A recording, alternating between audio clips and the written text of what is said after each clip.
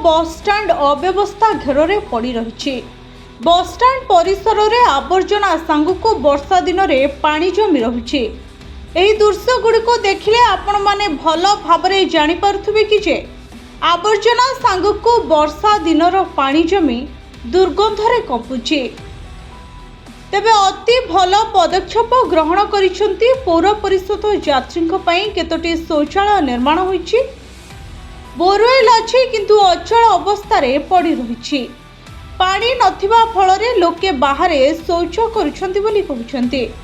रायगड़ा जिले में मलेरिया आक्रांतक संख्या बढ़ी चलुवा बेले एठारे जमी रहुतबा आवर्जना और दुर्गंध परिवेश को मशा माछी वंशवृद्धि पाइबा आशंका सृष्टि होइछे।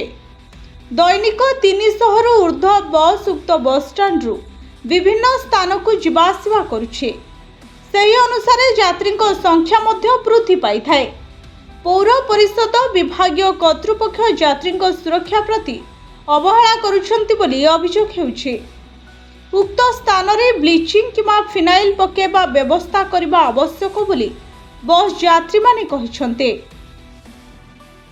परिसारा की झाड़ा जीवी बोले सर आमको बहुत असुविधा होची। बस स्टैंड पूरा गंदिया हो जाइए, माछी फाची बसुची, परिसारा जीवाकू रास्ता नहीं। तापरे ए जेते जो बस स्टैंड आसती लोक जीवा आसबार बाट नहीं। तेणुक ये दुर्गंधटा न हेबार योग्यता ए दुर्गंध जुगु मेलेरिया फेलेरिया आसिकी आमको मथा फसा होकर मेलेरिया जाक हो जाए। अस्वास्थ्यकर परिवेशरू यात्री बस रे गंतव्य स्थली को यात्रा करुवा बेले सुरक्षा प्रति प्रशासन निघा नहीं बोली यात्री कहछंती। स्टैंड अधिवेश विषय आगे आम कौन कहबू, किसी तो सुविधा नहीं, सबू असुविधा ही चलती। ये म्युनिसिपालिटी गाड़ी आसूची सफा करुच्ची, कहले उल्टा उत्तर दौची तमें किए आमको कहवा बोली कहूँ। ताइरे ब्लीचिंग नहीं, फिनाइल नहीं, एवरीडे ब्लीचिंग से फिनाइल पड़ा कथा किंतु किसी तार व्यवस्था नहीं। आम ये प्रशासन जी अच्छा कांग्रेस एमएलए बाबू तांको पाखु जाइए आम कंप्लेन देइथिलु किंतु किसी 2 दिन है किसी कंप्लेन रो उत्तर आसीनी कि ता प्रति एक्शन भी किसी नहीं नांदी।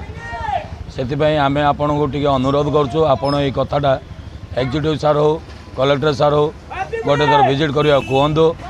पौर परिषद पक्षर बसस्टाण्ड परिसर को बाली किंबा चिप गुंड द्वारा मरामती करबा पई पदक्षेप निया जाउ बोली स्थानीय बासिंदा कहिसंते। को पीवा को मदे पानी मिलुनी, पाइप कनेक्शन मिसा कोठे बस स्टैंड खोला रे कोठे नाही।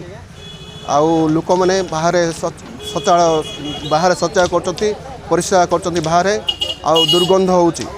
आ प्रत्येक ओलिया आनी बस स्टैंड बस पाखरे का आनी फिंगी दौरान जहाँ पूरा गंध होची, दुर्गंध ताहर बाहर लोक अशांत होचंती, लोक बहुत खराब भावुचंती। हाँ ए विषय में पौर प्रशासन जणैथिलु, सेमाने आसी देखिया कथा देखि आसिन सेमाने। रायगड़ारू के कृष्णमूर्ति पटनायक रिपोर्ट ओडिशा न्यूज 27।